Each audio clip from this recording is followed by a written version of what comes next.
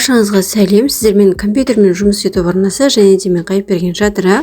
Дәл осында слайдын жасалу жолымен осы видеода бөлісетін боламын. Қызық болса видеоның соңына дейін көріңіз, достарыңызбен бөлісіңіз, видеоға лайк басып комментарий қалдыруды ұмытпаңыз.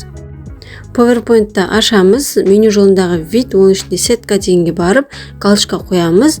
Одан кейін вставка, оның ішінде фигура, және де дәл осы фигураны таңдаймыз да, мышканың сол жақ батырмасымен осылай басып отырамыз. Мінекей біреуін қойып алдық. Ctrl-C және де Ctrl-V батырмалары арқылы осы фигураны көшіріп, қайтадан қойып, осындай дәл видеодағыдай етіп аламыз. Мінекей осы видеодағыдай етіп бір қатарға дізіп шығамыз. Одан кейін осы бір қатардағын барлығын көшіріп аламыз, яғни копировать етеміз. Одан кейін вставить деп, мінекей видеодағыдай жоғары қарай қойып шығамыз. Экранды кішірейту үшін астындағы минус батырмасын басамыз және де артық фигураларды алып тастаймыз. Одан кейін барлық фигураны бірде белгілеп аламыз да, жоғарыдағы формат фигуры, оның ішінде контур фигуры дегенге барамыз және сол жерден нет контур дегенді белгілейміз.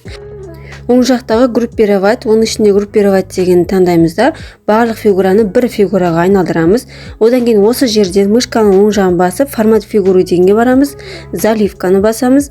Одан кейін рисунок и текстура дегенді басамыз да, вставить дегенді басамыз.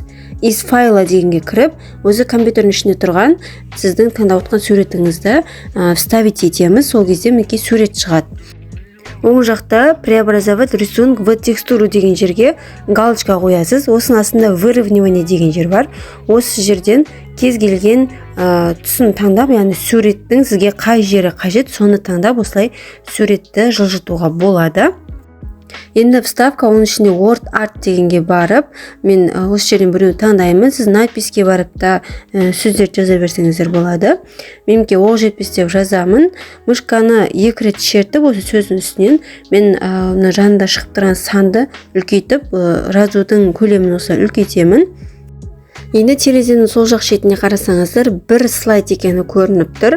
Осы слайдтың үстінен мышканың оң жағын басамыз да, дублировать слайд дегенді басамыз.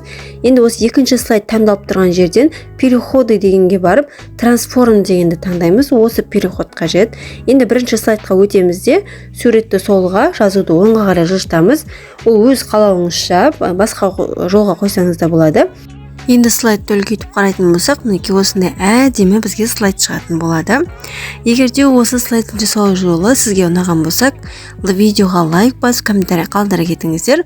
Менің YouTube каналыма тіркеле кетіңіз және де міндетті түрде достарыңызбен бөлісе отырыңыз.